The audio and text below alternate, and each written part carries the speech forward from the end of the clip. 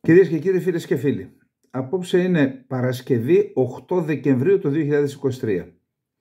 Θα επιχειρήσουμε, η απόψινή εκπομπή είναι αφιερωμένη αποκλειστικά, πιστεύω, εκτός αν στο τέλος πούμε κάποια πράγματα από την επικαιρότητα, είναι αφιερωμένη αποκλειστικά στην διακήρυξη που υπέγραψαν χθες ο κύριος Μητσοτάκης και ο κύριος Ερντογάν και στο ότι διαμήφθηκε, ότι σχεδιάζεται να γίνει το επόμενο διάστημα στις ελληνοτουρκικές σχέσεις.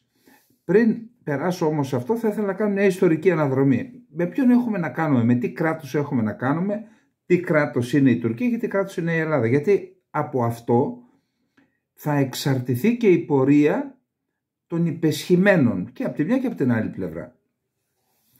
Λοιπόν, να πούμε καταρχάς ότι οι Τούρκοι, οι Τουρκομάνοι επιχείρησαν να μπουν στις αρχές του 11ου αιώνα, πριν το 1071, πριν το Μάντζικερτ, επιχείρησαν να εισέλθουν στην Ανατολία από τη Συρία. Εκεί αποκρούστηκαν και τελικά έγινε η μάχη το 1075 μεταξύ του Αρπασλάντ, του ηγέτη των Τουρκομάνων και του Ρωμανού του Διογέννη, του αυτοκράτορα του Βυζαντίου. Να μην πούμε τώρα τι έγινε εκεί, πάντως ιτηθήκαμε.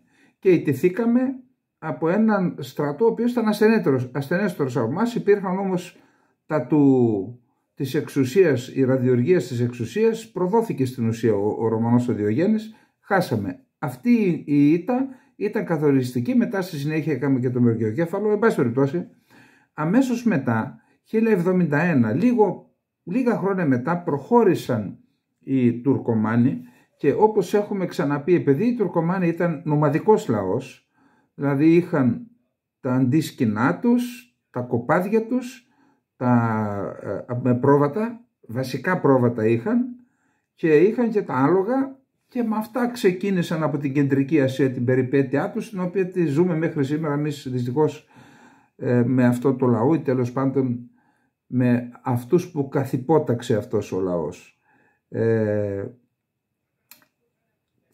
Τις πρώτες δεκαετίες οι στέπες της Ανατολίας, ιδιαίτερα στην περιοχή του Ικονίου,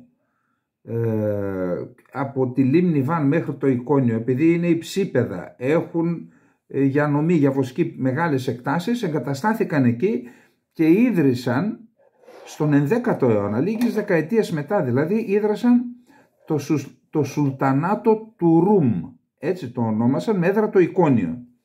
Γιατί το ονόμασαν Σουλτανάτο του Ρουμ? Γιατί αυτή ήταν περιοχή της Ανατολικής Ρωμαϊκής Αυτοκρατορίας, γεωγραφικός ήταν ο όρος, αλλά χρησιμοποίησαν τη διοικητική, επειδή δεν είχαν τέτοια εμπειρία διοίκησης κρατών, είπαμε ότι ήταν μεγάλες φυλές που ήταν εν κινήσει, έκαναν λοιπόν ένα στατικό κράτος σε μια περιοχή που προσομοίαζε με αυτά που γνώριζαν, στέπες, βοσκοτόπια, αλλά και περιοχές που είχαν πλούτο από τους Έλληνες, τους Αρμένιους, τους Ασσύριους, τους Κούρδους. Κατέλαβαν αυτές τις περιοχές και στην ουσία, χωρίς να αλλάξουν απολύτως τίποτα, άρχισαν να χρησιμοποιούν τις διοικητικές δομές της Ανατολικής Ρωμαϊκής Αυτοκρατορίας, του Βυζαντίου, της Αυτοκρατορίας της Κωνσταντινούπολης. Τώρα δεν ξέρω και τι να πω, άλλοι λένε μη λέτε Βυζάντιο, έχουμε πάθει μια τρέλα στην Ελλάδα. Γιατί δεν αποφασίζει το κράτος τι θα κάνει με την Αυτοκρατορία της Κωνσταντινούπολης. Υπάρχουν πολλοί που την έχουν στην πυρά και πιστεύω ότι αυτό είναι ένα τραγικό λάθος. Μπορεί η Αυτοκρατορία της Κωνσταντινούπολης να ήταν πολυεθνική, η ελληνική γλώσσα είχε επικρατήσει, ελληνικά μιλούσαν, το ελληνικό πνεύμα διαπερνούσε όλες τις δομές της αυτοκρατορίας και της κοινωνίας. Τα ελληνικά ήταν η γλώσσα του εμπορίου, η γλώσσα των επιστημών. Εν πάση περιπτώσει, τα υιοθέτησαν όλα αυτά οι Σελτζούκοι στο Ικόνιο σημειωτέων. Αν δείτε, χτυπήστε Σουλτανάτο του Ρουμ, θα δείτε ότι έχουν το δικέφαλο ετώ. Είχαν και αυτοί, όπως και η Κωνσταντινούπολη, ως σήμα και μέχρι σήμερα. Ο Δήμος του Ικονίου, η ομάδα του Ικονίου, νομίζω ο Δήμος της Άμυδας, του Διαρμπακύρ, ο Δήμος του Ερζερούμ, η ομάδα του Ερζερούμ έχουν τον δικέφαλο αετό ως έμβλημα και προσέξτε, για δείτε λίγο την τουρκική αστυνομία. Χτυπήστε και δείτε. Έχουν μέχρι σήμερα ως έμβλημα εδώ τον δικέφαλο αετό. Αυτά έχουν τεράστια σημασία για αυτά που θα πούμε για την διακήρυξη των Αθηνών. Τεράστια, προσέξτε. Εκεί λοιπόν, όπως είπαμε, υιοθέτησαν τις διοικητικές δομές, το φορολογικό σύστημα, το σύστημα διοίκησης, τα πάντα. Το Σουλτανάτο του Ρουμ διαλύθηκε από τους Μογγόλους όταν ήρθαν στην περιοχή της Ανατολίας, από τους Ηλχανίδες, και στη συνέχεια οι Οθωμανοί ήταν αυτοί οι οποίοι κατέλαβαν την περιοχή ολόκληρη, ένωσαν όλα τα εμιράτα και τα μπεϊλίκια που υπήρχαν στην Ανατολία και ίδρυσαν την Οθωμανική Αυτοκρατορία. Πρώτα με έδρα την Προύσα, νομίζω, την Αδριανούπολη, την Προύσα, και με την άλωση της Κωνσταντινούπολης το 1453 στην Κωνσταντινούπολη. Και αυτοί χρησιμοποίησαν αναλύωτες τις δομές της Αυτοκρατορίας της Κωνσταντινούπολης, τις διοικητικές δομές της Αυτοκρατορίας της Κωνσταντινούπολης. Φυσικά την Κωνσταντινούπολη, επειδή την κατέλαβαν μετά από σκληρές πολιορκία και άλωση και την κατέστρεψαν, μετά από 8 χρόνια κατέλαβαν και την Κωνσταντινούπολη. Και εκείνο έχει μεγάλη ιστορία, πως ο Σουλτάνος, ο λεγόμενος Πορθητής, πως τα βρήκε με τους ασπροπροβατάδες, με τη μάνα του Ζουν Χασάν, και αυτή είναι τεράστια ιστορία και αυτή, πως τα βρήκε με αυτούς για να ασφαλίσει τα ανώτατο, και μετά, αφού τα βρήκε με τους ασπροπροβατάδες, με τους οποίους η Αυτοκρατορία των Κομνηνών της Τραπεζούντας είχαν συμμαχία. Γιατί η στρατηγική της Αυτοκρατορίας της Τραπεζούντας, επειδή είχε συγκεκριμένα χαρακτηριστικά, για να ασφαλίζει τα νότα της, έδινε κορίτσια, οι λεγόμενες επιγαμίες, στους ηγέτες των γειτονικών χωρών, και έτσι μέσα από αυτήν τη συγγένεια ασφάλιζε τα νότα της. Ένας τέτοιος ήταν και ο Ζουν Χασάν, αλλά ο Σουλτάνος Πονηρός πήγε, τα βρήκε με τη μάνα του ο Ζουν Χασάν, και έτσι επιτέθηκε στην Τραπεζούντα. Όταν λοιπόν περικύκλωσε την Τραπεζούντα, ο Δαβίδ ο τέταρτος, ο Μεγαλοκομνηνός, ο τελευταίος αυτοκράτορας της Τραπεζούντας, δεν θέλησε να, αντιλαμβανόμενος ότι δεν έχει να πιαστεί από πουθενά, έκανε συμφωνία παράδοσης της πόλης, υπό τον όρο να μην καταστραφεί η πόλη. Το ίδιο έγινε και με την Κερασούντα, και η Κερασούντα δεν καταστράφηκε, και αυτή παραδόθηκε με συμφωνία. Και έτσι υπήρχαν και στην Αυτοκρατορία της Κωνσταντινούπολης και στην Αυτοκρατορία της Τραπεζούντας υπήρχε η τάξη των δυνατών, δηλαδή που δεν ήταν κληρονομικό δικαίο. Όποιος μπορούσε να ανελιχθεί στην κοινωνία οικονομικά, πνευματικά ή και αν είχε μεγάλη οικογένεια, αν είχε ισχύ πολιτική, αυτοί ήταν οι λεγόμενοι δυνατοί, οι οποίοι έπαιζαν ρόλο στα πράγματα της Κωνσταντινούπολης. Αυτούς λοιπόν τους δυνατούς, δηλαδή ορισμένες μεγάλες οικογένειες από την Τραπεζούντα, ο Μωάμεθ έκανε συμφωνία μαζί του και τους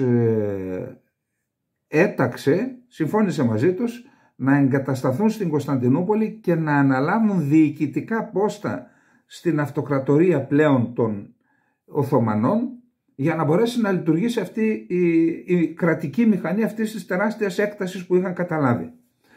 Έτσι πήρε τις οικογένειες των Ξυφιλίνων, των Μεταξάδων, των Φωκάδων, των Υψηλαντών, των Μουρούζιδων, των Κατακουζινών. Τους πήρε από την περιοχή της, όσοι δέχτηκαν δηλαδή, της Τραπεζούντας, γιατί κάποιοι δεν δέχτηκαν και διέφυγαν στη Χαλδία.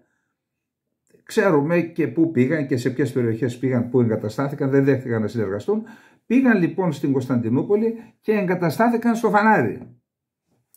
Όταν πριν από 100 χρόνια με έπιασε η όρεξη να κάνω ένα διδακτορικό, επειδή θεωρώ ότι αυτή είναι η πτυχή της ιστορίας του ελληνισμού που πρέπει να φωτιστεί, ο ρόλος των φαναριωτών στη διοίκηση και στην πορεία της Οθωμανικής Αυτοκρατορίας, πήρα λοιπόν ζήτησα από φίλους και από την Κωνσταντινούπολη και από τουρκικές πηγές και από ένα φίλο βορειοπυρώτη που είχε μια τεράστια βιβλιοθήκη με παλιά βιβλία, και μάζεψα τις πηγές για να μπορέσω να τις ταξινομήσω και να κάνω την εργασία μου. Και όταν είδα οι πηγές έφταναν πιο πάνω από τον πόη μου τα βιβλία, τότε λέω, ρε παιδιά, εντάξει τώρα, 3-4 χρόνια να καθίσω να φάω 4 χρόνια, ενώ έχω και την τρέλα μου με τα τουρκικά ζητήματα που παρακολουθώ κάθε μέρα ή προσπαθώ να παρακολουθήσω.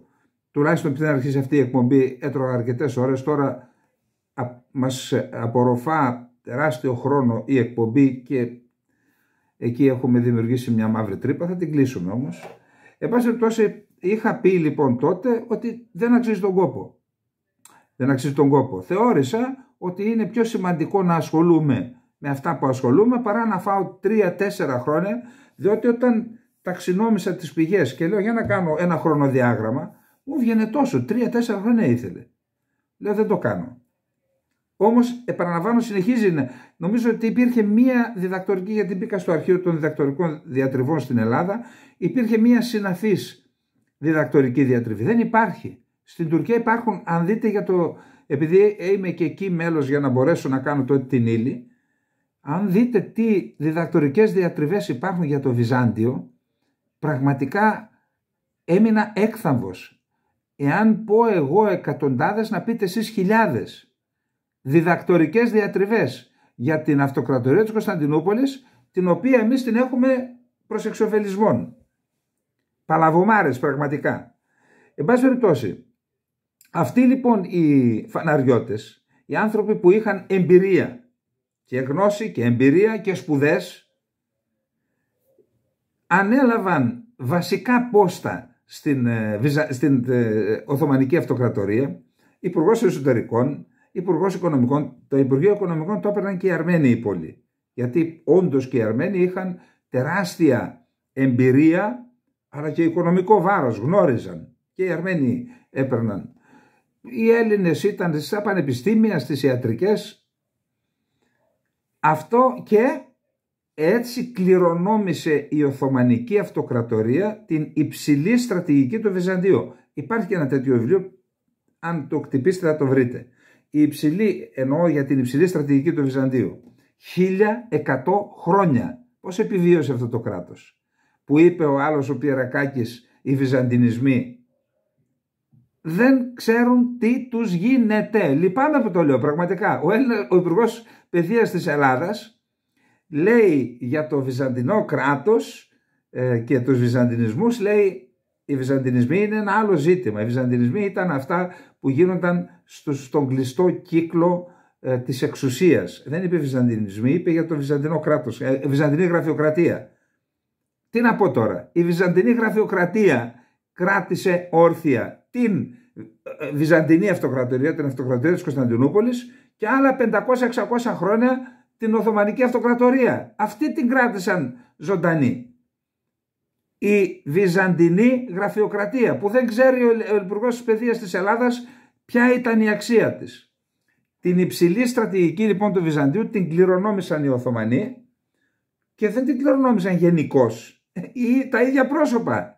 Ενώ οι Έλληνες ήταν αυτοί οι οποίοι την μεταλαμπάδευσαν στην Οθωμανική Αυτοκρατορία, αλλά και οι ίδιοι την διαχειρίζονταν για αιώνες, που φτάσαμε μέχρι την ίδρυση του ελληνικού κράτους στην Επανάσταση, που όταν ιδρύθηκε το ελληνικό κράτος, ο πρέσβης της Οθωμανικής Αυτοκρατορίας στην Αθήνα ήταν Έλληνας, φαναριώτης. Στο Λονδίνο, παντού. Και αυτό ήθελα στη διδακτορική διατριβή, κυρίως στην εξωτερική πολιτική της Τουρκίας. Ήθελα να διαπιστώσω μέσα από τη μελέτη κατά πόσον ο νους, η πρακτική, η παιδεία των φαναριωτών, των Ελλήνων του φαναρίου, μεταλαμπαδεύτηκαν και υπάρχουν μέχρι σήμερα στο DNA της τουρκικής εξωτερικής πολιτικής. Δεν μπόρεσα να το κάνω, τι να κάνουμε τώρα. Αυτή λοιπόν την παράδοση την κληρονόμησε στην ουσία και ο Μουσταφά Κεμάλ. Κληρονόμησε λοιπόν ο Μουσταφά Κεμάλ αυτήν τη γραφειοκρατία, την κρατική γραφειοκρατία. Δεν είναι μόνο το Υπουργείο Εξωτερικών. Είναι η λειτουργία του κράτους. Τα κράτη έχουν μνήμη και αυτή τη μνήμη μεταφέρεται. Δυστυχώς έχει μνήμη και το ελληνικό κράτος. Αλλά άλλα τα χαρακτηριστικά του τουρκικού κράτους, τα είπαμε, Αυτοκρατορία Κωνσταντινούπολης και Τραπεζούντας, Οθωμανική Αυτοκρατορία, Τουρκική Δημοκρατία μετά το 1923. Η Ελλάδα δεν ιδρύθηκε στην φυσική της πρωτεύουσα που είναι η Κωνσταντινούπολη. Ιδρύθηκε στην Αθήνα, που ήταν το πνευματικό κέντρο του ελληνισμού, αλλά πριν 2.000 χρόνια. Από εκεί και μετά η Αθήνα δεν. Δηλαδή όταν τότε του σταμάτησε να λειτουργεί το Πανεπιστήμιο των Αθηνών, τελειώσαμε. Δεν θυμάμαι τώρα, δεν είμαι πρόχειρος να δω πότε τελείωσε. Έτσι ξανακάναμε το κράτος μας με πρωτεύουσα την Αθήνα, με δομές. Επιχείρησε να κάνει κράτος ο Ιωάννης Καποδίστριας, τον σκότωσαν τον άνθρωπο και μας έκαναν κράτος οι Βαβαροί. Οι Βαβαροί με ένα πολιτικό σύστημα, 3 κόμματα, αγγλικό, γαλλικό και ρωσικό. Κράτος οι Βαβαροί, εκκλησία μας έκαναν οι Βαβαροί. Ξέρετε ότι η εκκλησία ήταν εταιρεία όταν έκαναν την Αρχιεπισκοπή Αθηνών. Και με διοικητικό συμβούλιο που υπερτερούσαν οι κοσμικοί νομίζω, έκλεισαν εκατοντάδες μοναστήρια γιατί ήταν εχθρός τους. Και σήμερα έχει η Ορθοδοξία εχθρούς. Τους βλέπω, ορισμένοι σχολιάζουν και εδώ. Και δεν μιλώ τώρα για αυτούς που έχουν τη φιλοσοφική. Υπάρχουν και δαιμονισμένοι έτσι, που τρελαίνονται.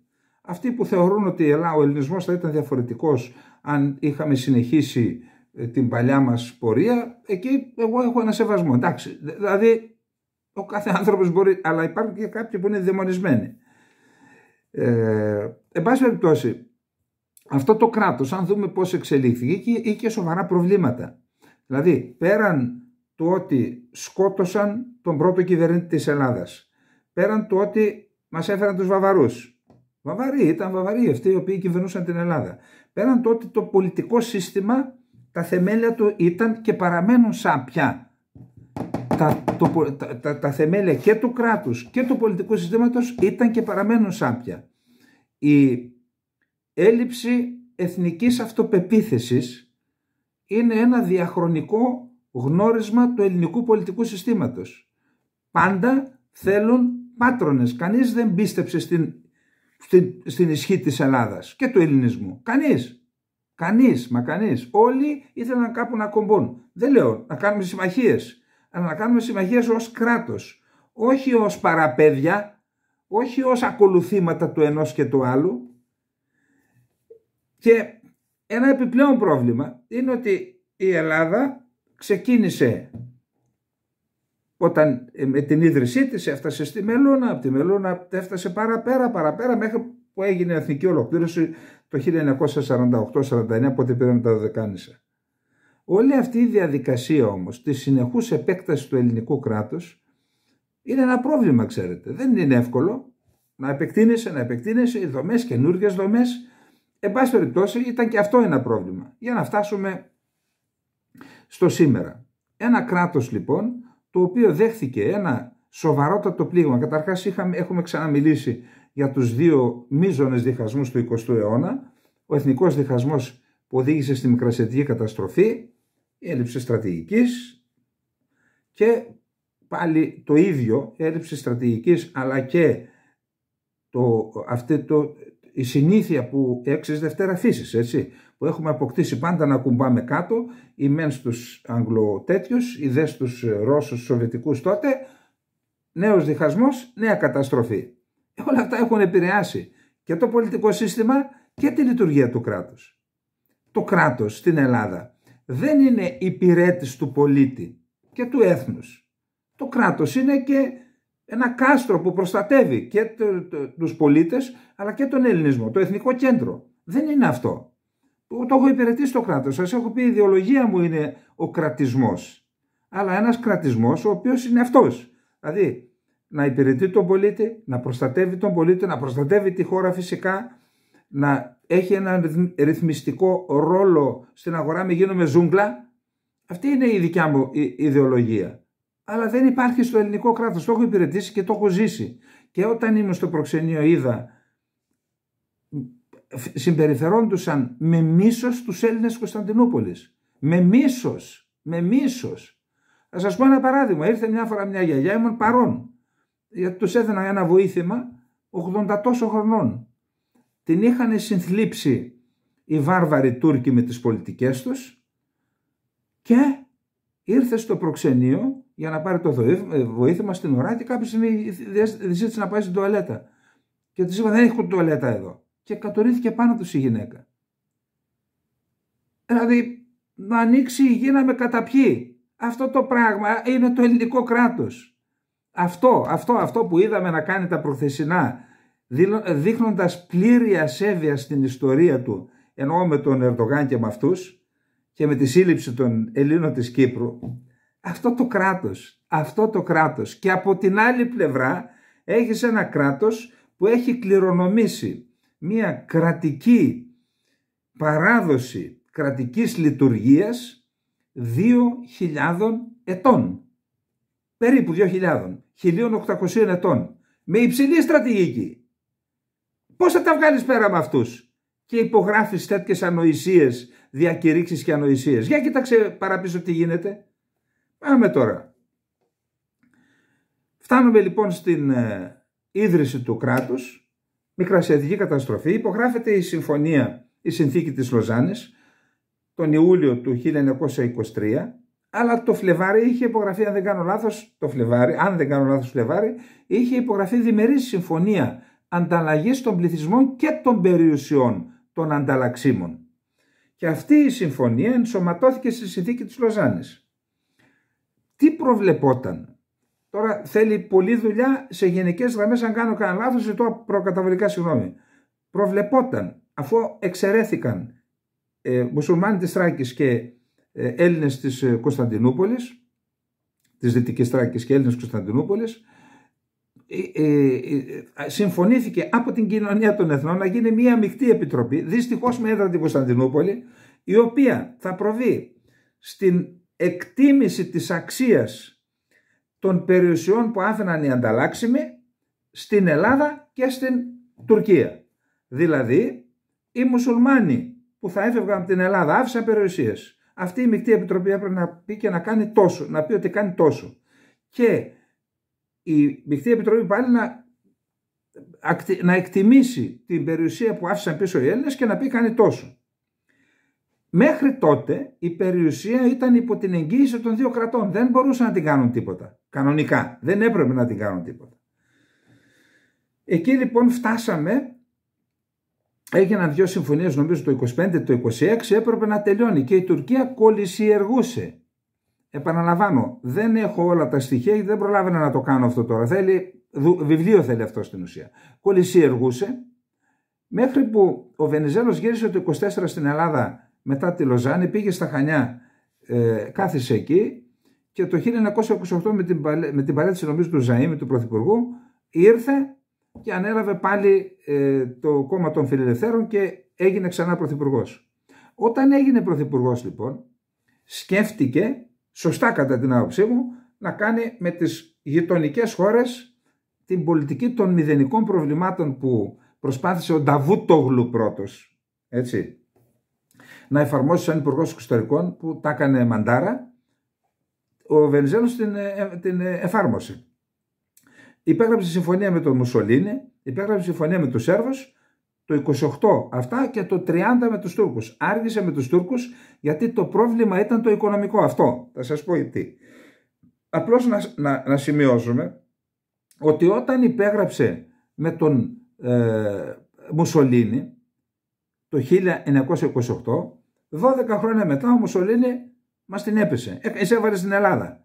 Αυτά είναι οι συμφωνίες. Άδεια που κάμισα τις περισσότερες φορές, ιδιαίτερα όταν αφορά καθεστώτα τύπου Μουσολίνη και τύπου Ερντογάν. Ναι, ο Μουσταφά Κεμάλ, ο Σταύρος, έγραψε το βιβλίο «Η ώρα των λύκων» και έχει στη μέση τον Μουσταφά Κεμάλ, αριστερά τον Μουσολίνη και δεξιά τον Χίτλερ. Έπρεπε να προσθέσει και τον Ερντογάν μετά από αυτά που γίνονται. Γιατί είναι η πολιτική του κατευνασμού που οδηγεί σε καταστροφές κύριε Μητσοτάκη. Διαβάστε κανένα βιβλίο, διαβάστε να δείτε τι έγινε με τον Βενιζέλο. Εν πάση περιπτώσει, ο Βενιζέλος μετά από 2 χρόνια διαπραγματεύσεων με τον ομόλογό του τον Ινωνού υπέγραψε το 1930 τη συμφωνία. Και τι έκανε τότε?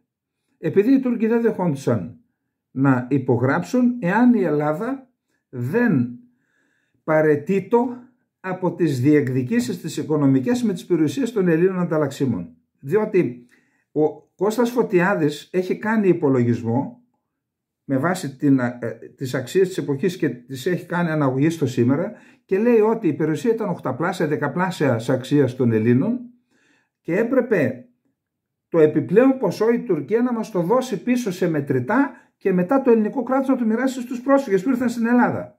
Με σημερινές τιμές κρατηθείτε είναι πάνω από 200 δισεκατομμύρια ευρώ. Πάνω από 200 δισεκατομμύρια ευρώ. Και ο Βενιζέλος, επειδή ήθελε να υπογράψει αυτή τη συμφωνία, αποποιήθηκε. Είπε εντάξει, σας τα χαρίζω. Δεν ήταν της μάνας του όμως και του πατέρα του. Ήταν τα δικά μας σπίτια και τα χωράφια που τα αφήσαμε και τα μοίρασαν μετά οι Τούρκοι ό,τι τα έκαναν αφού έγιναν πια δικά τους. Όταν έγινε αυτό, αυτή ήταν συμφωνία τότε να κυρωθεί από τα 2 κοινοβούλια. Οι Τούρκοι την πέρασαν αμέσως, σου λέει βρήκαμε τα κορόιδα, πήγε να την περάσει εδώ και έγινε στην Ελλάδα αναβρασμός. Οι πρόσφυγες άρχισαν που ήταν οι 9 στους 10 Βενιζέλο ψήφισαν και ο δικός μου παππούς Βενιζελικός ήταν γιατί είχαν κάνει θεό το Βενιζέλο. Εκεί όμως όταν είδαν ότι τους πούλησε την περιουσία και τους ίδιους, τότε στράφηκαν εναντίον του Βενιζέλου. Και όταν έφερε, υπήρχαν τώρα δεν ξέρω, ήταν 17-18 βουλευτές, δεν θυμάμαι, έφερε να ψηφιστεί για κύρωση τη συμφωνία και δεν ήθελαν να το ψηφίσουν γιατί είχαν αντιδράσει από τον κόσμο, από τα σωματεία. Σας πληροφορώ ότι έχω κάπου έναν τόμο από την Ποντιακή Στοά, ήταν ένα περιοδικό που έβγαζαν κάποιοι πόντιοι που όνομα και μη χωριό, αλλά είχε όμως τα πρακτικά της Βουλής για αυτή την ιστορία. Είναι συγκλονιστικά πραγματικά, τα είχα διαβάσει. Κρατική τρομοκρατία ασκήθηκε στους προσφυγικής καταγωγής. Όλοι υποχρεώθηκαν να ψηφίσουν πλην ενός, του Τσιγντέμογλου, νομίζω ότι ήταν Καπαδόκης, ο οποίος κατηγόρησε τον, για να δω πώς τον είπε το Βενιζέλο, κατηγόρησε τον Βενιζέλο ότι μας πούλησες και ο Βενιζέλος επειδή ήταν πολιτικάντης, μεγάλος πολιτικός και πολιτικάντης και στριψό τέτοιος, τον είπε προσφυγοκάπηλο. Δηλαδή τον άνθρωπο ο οποίος ήταν ο ίδιος πρόσφυγας. Τι προσφυγοκάπηλος? Και μετά από 3 μήνες πέθανε από το κακό του άνθρωπος. Ο μόνος που δεν ψήφισε, που τίμησε την καταγωγή του, τίμησε και τους προγόνους του, τίμησε και τους ψηφοφόρους του. Και την έφεραν αυτή τη συμφωνία. Άντε την έφεραν. Και πήγε μετά στην Άγκυρα, τον υποδέχτηκαν. Έγιναν πολλά. Ήρθε και ο Ινωνούς στην Ελλάδα. Τραγουδούσαν, χόρευαν οι δικοί μας. Υπόψη ότι είχαμε ξαναπλανηθεί.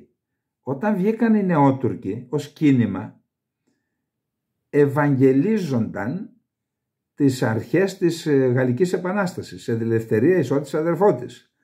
Πίστηκαν Αρμένοι και Έλληνες και όταν έκαναν την εξέγερση και όταν επικράτησαν, με τις λύρες χόρευαν γιατί δεν είχαν δει ότι αυτοί για τους οποίους πανηγύριζαν, αυτοί είχαν ήδη σχεδιάσει τη γενοκτονία τους. Τουλάχιστον ούτε από αυτό ο Βενιζέλος δεν είχε διδαχθεί. Γιατί και ο Βενιζέλος έκανε και κάτι άλλο. Τα βρήκε με τους νεότουρκους και ήθελε να κάνει το 1914, νομίζω πήγε να υπογράψει μια συμφωνία ανταλλαγής των πληθυσμών από τότε. Πίστευε στους νεότουρκους και μετά μας έκανα γενοκτονία. Ερχόμαστε τώρα στο Μουσταφά Κεμάλ. Προσέξτε. Δεν είχε κανένα λόγο να κάνει με την Τουρκία ο Βενιζέλος συμφωνία. Διότι δεν συνιστούσε απειλή η Τουρκία τότε την Ελλάδα, ούτε μπορούσε να αποτελέσει απειλή για τα επόμενα 30, 40, 50 χρόνια. Γιατί, το έχουμε ξαναπεί όταν έκανα την αναφορά στο κουρδικό. Κάτσε να δω πού βρισκόμαστε, μην χάσουμε τον χρόνο κιόλας. Τότε είχε να αντιμετωπίσει ένα σοβαρό πρόβλημα στο εσωτερικό. Το πρόβλημα, καταρχάς, έχοντας εξοντώσει τους μη μουσουλμανικές εθνικές ομάδες στην Τουρκία, θρησκευτικές ομάδες και εθνικές ομάδες, Αρμένιους, Έλληνες, Ασσύριους, η Τουρκία ήταν ένα κράτος διαλυμένο οικονομικά. Έπρεπε λοιπόν αυτό το κράτος να σηκωθεί οικονομικά, να σταθεί στα πόδια του. Δεύτερον, υπήρχε πανσπερμία φυλών, ομάδων, εθνικών ομάδων, εθνικών ομάδων. Όλους αυτούς έπρεπε να τους ομογενοποιήσει. Τότε το ονόμασε μπετονλασμά πολιτικάση, να τους τσιμεντώσει. Δημοκρατία, έτσι. Και αυτό είχε σοβαρό πρόβλημα με αυτό το ζήτημα, με αυτό το θέμα, κυρίως με το κουρδικό. Γιατί είχαμε τις εξεγέρσεις, τον Εστοριανό το 24, του Σεϊχ Σαΐντ το 25, μετά του Αραράτ, μετά του Ντερσίμ, που τους ονόμασε Τούντζελι. Άρα δεν είχε κανένα λόγο να κάνει αυτή τη συμφωνία και να χαρίσει και τις περιουσίες μας. Την έκανε. Τι έγινε λοιπόν? Σφιλίας και συνεργασίας, άμα τη διαβάσετε υπάρχει, άμα ψάξετε τη βρείτε. Τι έκαναν, ξέρετε, οι Τούρκοι? Δεν τήρησαν κανέναν όρο της συμφωνίας. 1942 η Ελλάδα είναι υπό τριπλή κατοχή, να μην πω τετραπλή. Γερμανοί, Ιταλοί, Βούλγαροι, ανατολικά το Στριμώνα μέχρι τον Εύρο. Οι Γερμανοί δώσαν την Ελλάδα στους Βουλγάρους για εκβουλγαρισμό της Ελλάδας εκεί, και εκεί στην παραμυθιά είχαμε και τους Σάμιδες που έκαναν τη δικιά τους διοίκηση, δικό τους νομάρχη, δικά τους τάγματα, και αυτοί που τώρα παραπονιούνται. Η Ελλάδα με βάση τη συμφωνία της Λοζάνης έπρεπε να τους ανταλλάξει, να φύγουν, πάνε στην Τουρκία. Είπαμε όλοι οι μουσουλμάνοι της Ελλάδας θα πάνε στην Τουρκία. Εμείς τους κρατήσαμε, τους κάναμε τη χάρη και μετά από 20 χρόνια, 18 πόσα, πισόπλατη μαχαιριά. Πήγανε με τους Ιταλούς. Για τους φίλους τους Αλβανούς που μου λένε να σου πω για τους Ζάμιδες. Τι να μας πεις για τους Ζάμιδες? Που πρόδωσαν τη χώρα που τους φιλοξένησε ενώ έπρεπε να έχουν φύγει? Αυτό θα μας πείτε? Λοιπόν, ενώ είμαστε λοιπόν εμείς η Ελλάδα υποκατοχή, υπό τριπλή, τετραπλή κατοχή, η Τουρκία ως ΙΕΝΕΣ βρήκανε τον κόσμο να ασχολείται με την καταπολέμηση του ναζισμού και του φασισμού. Οι ίδιοι πατούσαν σε δύο βάρκες και είχαν κάνει συμφωνία με τους Ναζί. Βρήκαν ευκαιρία λοιπόν και με ένα νόμο που ψηφίστηκε τέτοιες μέρες, Δεκέμβρη, είχαν κάνει πιο πριν, ο άνθρωπος που το έκανε, ο Έφορος, έγραψε βιβλίο δεν μπορούσε να φαίνεται να βγει η ψυχή του, έτσι, και έγραψε βιβλίο. Τι εντολές πήρε? Να καταγράψει τις περιουσίες των μη μουσουλμάνων, Έλληνες, Αρμένοι και Εβραίοι, και να τους επιβάλλουν εξοντωτικά πρόστιμα για πλουτισμό, επειδή υποφελήθηκαν από τον πόλεμο, ανοησίες. Μιλάμε απίστευτα πρόστιμα. Τους δώσαν 15 μέρες νομίζω μόλις τους ανακοίνωσαν μετά τον νόμο, μόλις ψήφισαν τον νόμο. Τι τον ψήφισαν? Μονοκομματική βουλή, σε κλειστή συνεδρίαση, απόρριτη. Ψήφισαν τον νόμο, μόλις τον ανακοίνωσαν, λέει σε 15 μέρες φέρετε τα λεφτά. Έχω γνωρίσει ανθρώπους που ήταν πάμπλουτοι και έγιναν επέτες. Γιατί? Έπρεπε να πουλήσουν την περιουσία τους για να δώσουν τα λεφτά. Πού να την πουλήσεις όταν ο άλλος ξέρει ότι είσαι υποχρεωμένος σε 15 μέρες να δώσεις τα λεφτά? Έχεις σε πλήρη αδυναμία, αντί για 1000 την έδωσες για 15-20. Και όσοι δεν είχαν λεφτά να συμπληρώσουν το ποσό που τους επιδίκασε η εφορία, αμελέτα μπορούν τάγματα εργασίας το ερζορούν και πάλι. Με μεροκάματα, άλλος έπρεπε να ζήσει 300 χρόνια με τα μεροκάματα για να ξεχρεώσει το χρέος. Πήραν την περιουσία των Ελλήνων λοιπόν.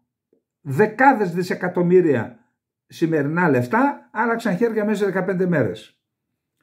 Η συμφωνία υπήρχε, κύριε Μητσοτάκη, που την επικαλέστηκες. Καλά, ένας δεν σου λέει, εσύ μην την επικαλείσαι αυτήν. Διότι αυτή η ιστορία κατέληξε στην καταστροφή του ελληνισμού. Πώς την επικαλείσαι? Την έκανε ο Βενιζέλος Κοινωνού. Την έκανε και καταδίκασε τον ελληνισμό. Δεν τελειώσαμε. 1955. Πάλι ο αδύναμος κρίκος η Ελλάδα, και αυτό έχει να κάνει με τη λειτουργία των δύο κρατών. ένα κράτος στην Ελλάδα με τα χαρακτηριστικά που είπαμε, ξενόδουλοι, πολλοί παράγοντες, κυρίως πολιτικοί αξιωματούχοι, αλλά μερικές φορές και κρατικοί αξιωματούχοι. Είδατε τι έκαναν οι Ισπανοί. Έπιασαν 2 τις υπηρεσίες πληροφοριών να πληρώνονται, φυλακή, και τους Αμερικανούς έξω. Έχετε ακούσει τίποτα εδώ ποτέ? Νομίζω ότι δεν γίνεται. Τώρα δεσμεύομαι, εγώ δεν μπορώ να πω, αλλά ξέρω πράγματα. Όσοι είχαν ιδιαίτερες σχέσεις, αντί να καταλήξουν στη φυλακή, έπαιρναν αξιώματα. Εντάξει, αφήστε τα τώρα. Εν πάση περιπτώσει, φτάσαμε στο 55. Δεκάδες δισεκατομμύρια η ζημιά.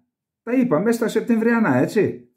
Και πού φτάνουμε? Άκουσον. 1964 αποσύρεται η Τουρκία μονομερώς από τη συμφωνία που είχε κυρωθεί από τα κοινοβούλια. Και τι είχε γίνει με τη συμφωνία του 30? Είχε διασφαλιστεί έτη περαιτέρω το δικαίωμα παραμονής των Ελλήνων υπηκόων στην Κωνσταντινούπολη. Διότι με τη συνθήκη της Λοζάνης οι Έλληνες υπήκοοι είχαν μείνει Οθωμανοί υπήκοοι. Είπαμε, εξαιρέθηκαν και οι Έλληνες υπήκοοι του Δήμου της Κωνσταντινούπολης. Και με τη συμφωνία του 30 ισχυροποιήθηκε η παραμονή τους. Ακυρώνουν λοιπόν τη συμφωνία του 30 το 1964 και απελάβνουν τους Έλληνες της Κωνσταντινούπολης, οι οποίοι όμως ήταν παντρεμένοι, οι γυναίκες ή οι άντρες, παντρεμένοι ή παντρεμένες με Κωνσταντινοπολίτες. Και έτσι συνολικά απελάβνονται από την Τουρκία ή αποχωρούν αναγκαστικά 60.000 Έλληνες, κύριε Μητσοτάκη, από τη συμφωνία που υπέγραψε ο παππούς σου, ο κύριος Βενιζέλος. Και μου την επικαλείσαι. Έτσι φτάσαμε στην καταστροφή του ελληνισμού. Και ξέρετε τι ανακοίνωση έβγαλε το Ελληνικό Υπουργείο Εξωτερικών όταν καταργήθηκε αυτή η συμφωνία? Έδειξε κατανόηση στην Τουρκία. Ναι, έδειξε κατανόηση στην Τουρκία.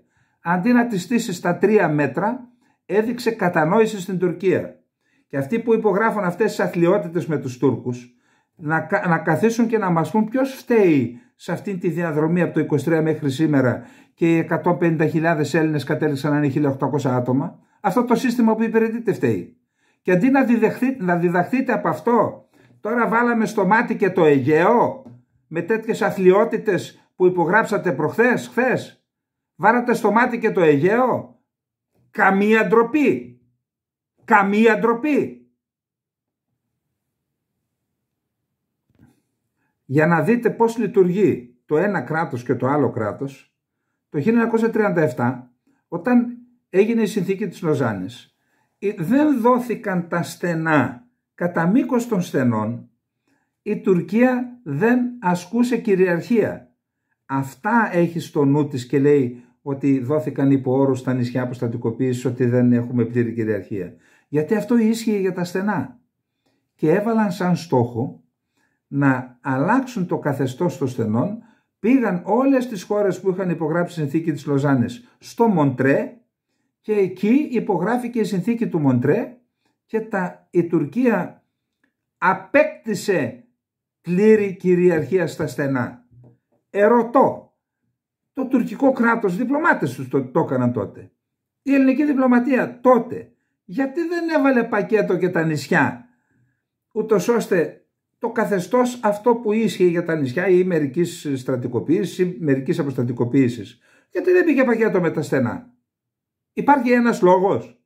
Αλλιώς θα βάλω βέτο, δεν το υπογράφω. Βάλτε και τα... Γιατί δεν το βάλαν? Είναι ακριβώς αυτό. Πώς λειτουργεί το ένα κράτος? Και προσέξτε, δεν εκθιάζω. Εγώ ξέρω και τα καλά και τις αδυναμίες του τουρκικού κράτους, σας διαβεβαιώ γι' αυτό. Ξέρω και τις αδυναμίες του τουρκικού κράτους και το τουρκικό κράτος το νικήσαμε κάποτε. Το νικήσαμε 10-0. Για να μην πω παραπάνω σκορ. 10-0. Δεν είναι ανίκητοι οι Τούρκοι. Απλά ξέρω πώς λειτουργεί το κράτος τους. Ακόμα και τώρα έχουν ένα στιβαρό κράτος. Δεν λέω ότι δεν υπάρχει διαφθορά. Αλλά έχουν ένα στιβαρό κράτος που κρατάει τη χώρα ενωμένη.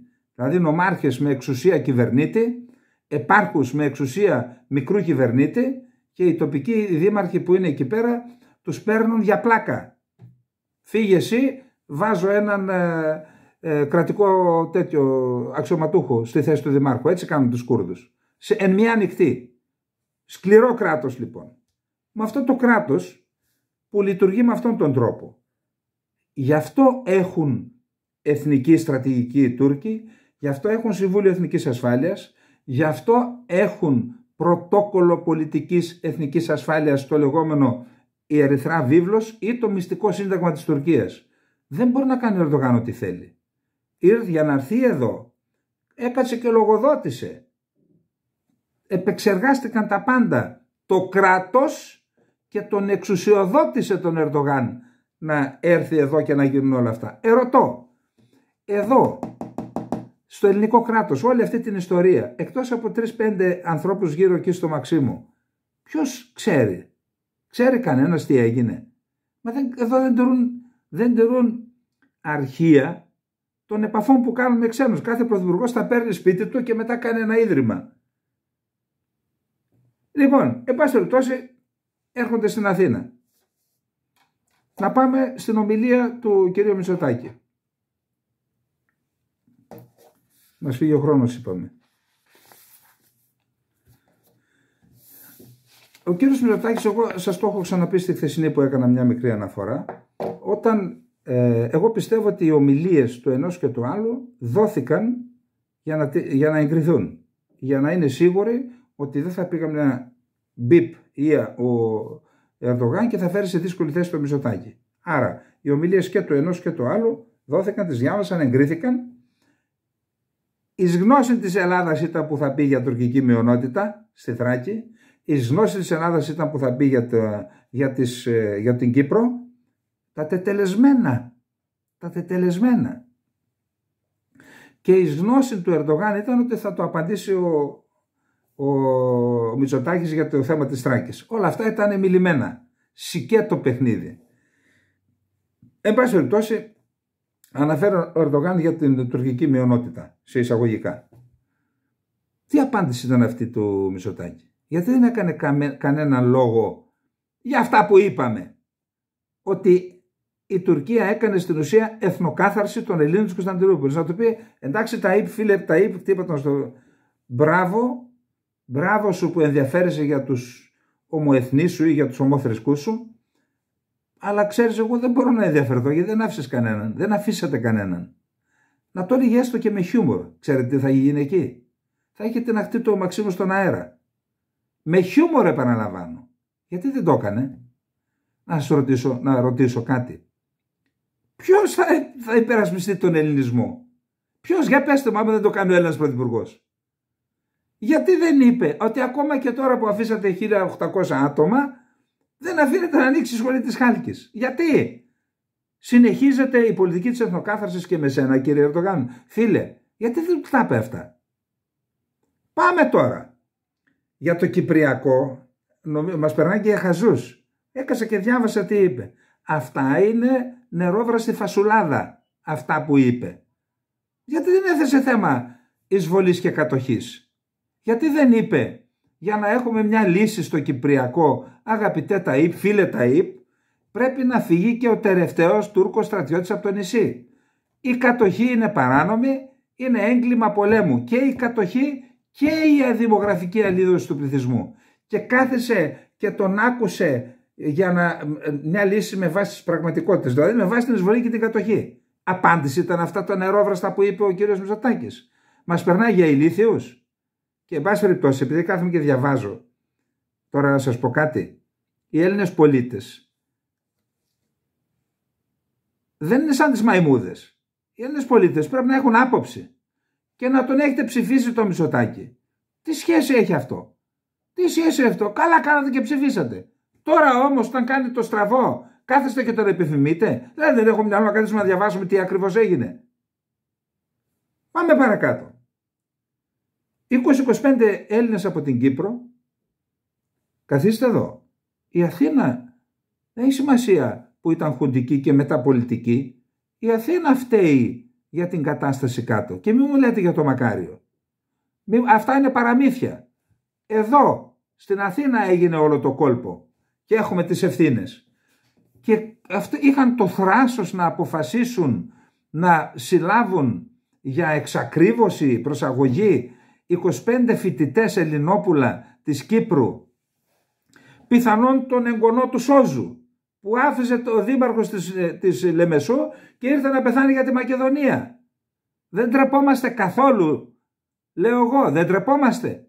Και πιάσατε αυτά τα παιδιά να τα κάνετε προσαγωγή. Και εν πάση περιπτώσει, ελάτε στη θέση αυτών των παιδιών. Προδομένα από την Ελλάδα, ήρθαν στην Ελλάδα να σπουδάσουν και η Ελλάδα τα συλλαμβάνει. Γιατί ανάρτησε ένα πανό και λέει να φύγει ο τελευταίος Τούρκος στρατιώτης από την πατρίδα μας. Γιατί, άμα τους αφήνατε εκεί, τι θα γινόταν, θα χάλαγε η σούπα. Και γιατί δεν αντιδρούν οι Έλληνες? Ορισμένοι μάλιστα μου λένε να πάνε στην Κύπρο να τα κάνουν. Δεν τρεπόμαστε λίγο? Δεν τρεπόμαστε λίγο? Άμα σκεφτόμαστε έτσι, τότε και τα προβλήματα που έχει η Ζάκυνθος, αν έρχονται οι Ζακυνθινοί στην Αθήνα, τι να πούμε, πάνε να διαδηλώσετε στη Ζάκυνθο, ή οι κριτικοί να πούμε που τραβάτε στην Κρήτη? Τι ανοήσεις είναι αυτές? Εκεί κατάντησε ο ελληνισμός. Εκεί αυτό είναι μια κατάντια του ελληνισμού, αυτά που διαβάζω. Και να μην διαμαρτύρεται κανένας για αυτά τα παιδιά. Ντροπή. Πάμε τώρα στο άλλο. Καλά. Αφού είπαμε, τις είδαμε τις ομιλίες, γιατί τον αφήσατε να πει για το Λαύριο και για τους τρομοκρατία. Ποια είναι η τρομοκρατία? Ποια είναι η τρομοκρατία? Τρομοκρατία ασκεί το τουρκικό κράτος, που σκοτώνει ανθρώπους, βασανίζει. 84 χρονών γυναίκα ήθελε να την πάω στη φυλακή προχτές. Μπορεί να πήγε ένας αντάρτης, χτύπησε την πόρτα και έτσι είπε: Θεία, δώσ' μου ένα κομμάτι ψωμί και άσε με να κοιμηθώ απόψε. Τι θα του έλεγε δηλαδή μια γιαγιά 84 χρονών που δεν ξέρει τουρκικά, μόνο κουρδικά μιλάει? Ήρθε ο άλλος στα κουρδικά, λέει: Θεία, δώσ' μου. Πού ξέρει αυτή από τον αγώνα? Τίποτα δεν ξέρει. Σαν άνθρωπος του είπε: Να, πάρε ένα κομμάτι ψωμί, κοιμήσου, και φεύγα. Και έφυγε. Και την δίκασαν επειδή βοήθησε τους αντάρτες. Και με αυτόν εδώ εμείς αγκαλιαζόμαστε και λερώνουμε την εικόνα της Ελλάδας με αυτά τα άθλια υποκείμενα.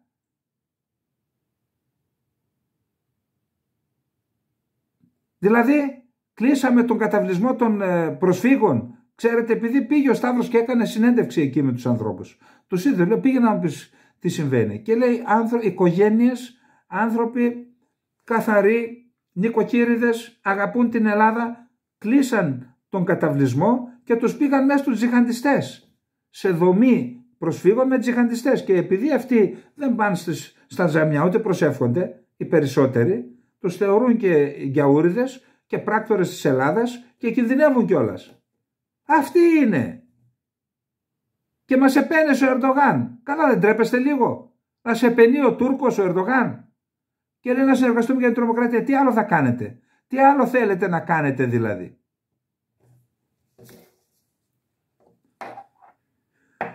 Πάμε τώρα στη διακήρυξη. Καταρχάς, ποια διακήρυξη? Διακήρυξη έκανε και ο Σιμίτης το 1997 στη Μαδρίτη. Ξέρετε τι είχε πει ο Γιάννος Κρανιδιώτης? Ο αείμνηστος Γιάννος Κρανιδιώτης ήταν εκεί με τον Μπάγκαλο. Αυτός ήταν αναπληρωτής τότε, κάτι τέτοιο. Το ρώτησε ένας φίλος μου, ο Δημήτρης Κωνσταντακόπουλος. Το ρώτησε: Καλά, ρε Γιάννο, τι είναι αυτό που υπογράψατε? Και λέει: Δεχθήκαμε απίστευτες αφόρητες πιέσεις από την κυρία Ολμπράιτ. Αφόρητες, λέει, δεν μπορούσαμε να ξεφύγουμε και υπέγραψαν τη διακήρυξη της Μαδρίτης. Η οποία διακήρυξη της Μαδρίτης, μισό λεπτό, περιμένετε λίγο. Τι λέει η διακήρυξη της Μαδρίτης? Σε γενικές γραμμές, γιατί εντάξει, μην διαβάζουμε όλοι. Και οι δύο χώρες θα αναλάβουν την προσπάθεια να προωθήσουν τις διμερείς σχέσεις που θα βασίζονται στις εξής αρχές: αμοιβαία δέσμευση για την ειρήνη, την ασφάλεια και τη συνεχή ανάπτυξη σχέσεων καλής γειτονίας. Πάλι διακήρυξη. Δεύτερον, σεβασμό της κυριαρχίας της κάθε χώρας. Καταρχάς, ειρήνη, ασφάλεια, συνεχή ανάπτυξη. Είδατε που φτάσαμε. Η διακήρυξη είναι σε ισχύ. Σεβασμό κυριαρχίας της κάθε χώρας. Εμείς δεν διεκδικήσαμε τίποτα την Τουρκία. Η Τουρκία δεν σέβεται την εθνική μας κυριαρχία και γράφει επιστολές στον ΟΗΟ για τα νησιά, για την κυριαρχία των νησιών. Πάμε παραπέρα. Σεβασμό των αρχών του διεθνούς δικαίου και των διεθνών συνθήκων. Καλά. Δεν ήρθε εδώ το 17 Ερντογάν και είπε για τη συνθήκη της Λοζάνης.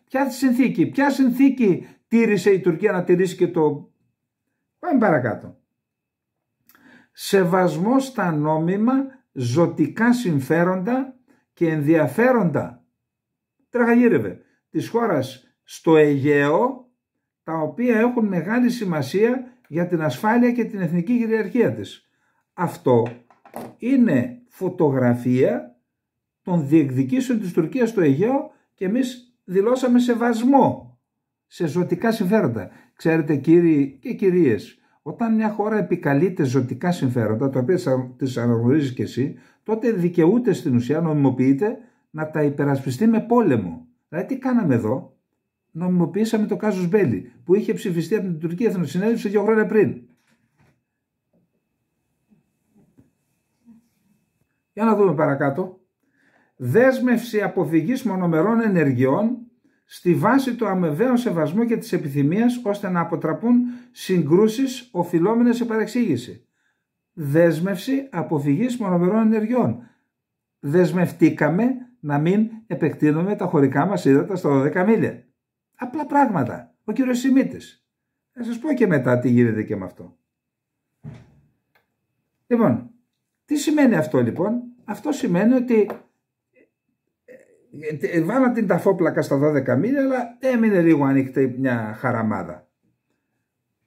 Μετά από αυτό, η μία Μαδρίτη, ο Τζαλάν, το πολιτικό σύστημα έχει τέτοιες άκρες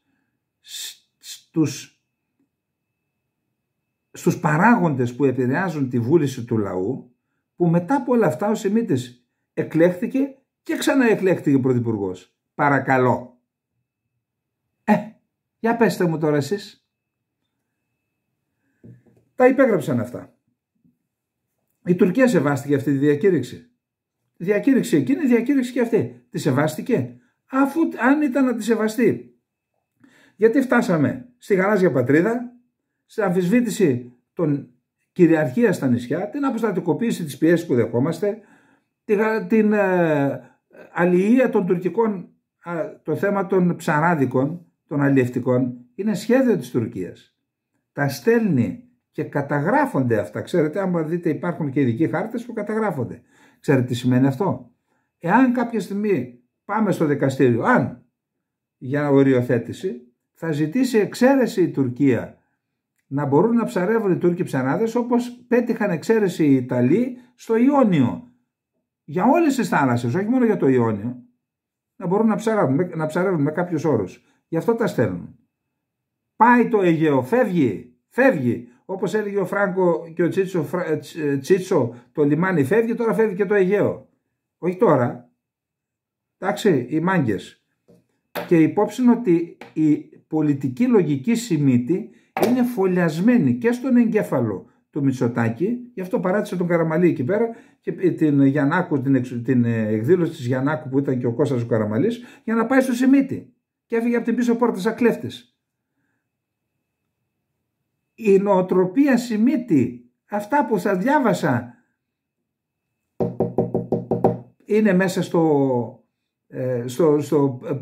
στη διακήρυξη της Αθήνας. Αυτό είναι. Και άκουσα και τον κύριο Θοδωράκη, λέει, γιατί να μην λέγονται, λέει, Τούρκοι. Ο Σταύρος Θοδωράκης από το ποτάμι. Καλά, το ποτάμι και αν είναι μέσα. Φτάσαμε λοιπόν με διακήρυξη να ισχύει, τα Roots Race και όλα αυτά και στην Κύπρο αυτά που κάνουν. Πάμε τώρα στην τελευταία διακήρυξη. Τη διάβασα. Μεταξύ άλλων, τι λέει? Διακήρυξη των Αθηνών περί σχέσεων φιλίας και καλής γειτονίας. Συμφώνησαν στα κάτω. Μία παράγραφο θα πω. Τα μέρη δεσμεύονται να απέχουν από κάθε δήλωση, πρωτοβουλία ή ενέργεια που θα μπορούσε να υπονομεύσει ή να απαξιώσει το γράμμα και το πνεύμα αυτής της διακήρυξης ή να θέσει σε κίνδυνο τη διατήρηση της ειρήνης και της σταθερότητας στην περιοχή τους. Δηλαδή, από τη στιγμή που ισχύει το κάζους μπέλι, δεν το ακύρωσαν. Εάν η Ελλάδα πει εγώ θα επεκτείνω τα χωρικά έδαφη στα 12 μίλια, δεσμεύεται να μην το κάνει από το πρωτόκολλο. Αυτή τη διακήρυξη. Δηλαδή, οι δεσμεύσεις, θέλω να είμαι δίκαιος, μπορεί να αφορούν και την Τουρκία. Πού το ξέρουμε? Υπάρχει κανένα παράρτημα για το τουρκολικό μνημόνιο?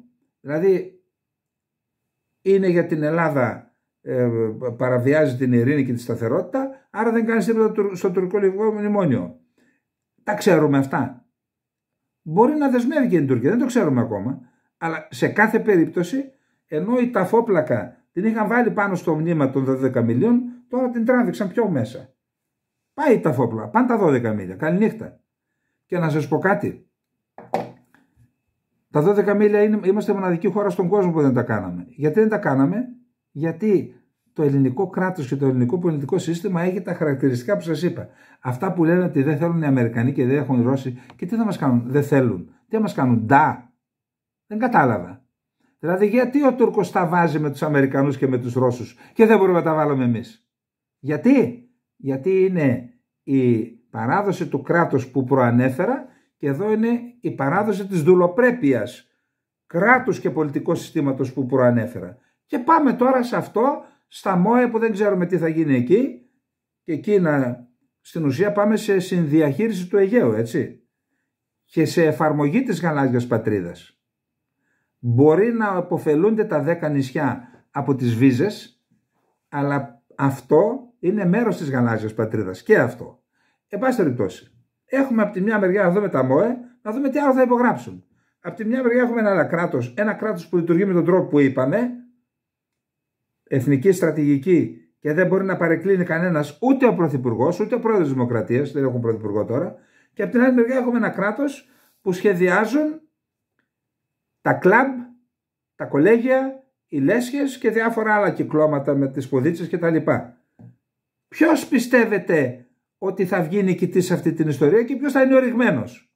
Για κοιτάξτε προς τα πίσω την ιστορία. Η ιστορία δεν μας διδάσκει. Και επιτέλους, πότε θα μας διδάξει η ιστορία? Λοιπόν, εγώ θεωρώ ότι πλέον έχουν πέσει και οι μάσκες. Πρέπει κάτι να κάνει η ελληνική κοινωνία. Εγώ δεν ξέρω, σας έχω πει, δεν ασχολούμαι, αλλά κάνω μια διαπίστωση. Πρέπει να κάνει κάτι η ελληνική κοινωνία. Να αποδείξει ότι θέλει να επιβιώσει, και να επιβιώσει και το ελληνικό κράτος, και να προστατέψουμε το Αιγαίο και την Κύπρο. Πρέπει κάτι να κάνουμε. Λοιπόν, αυτά είχα να πω για απόψε.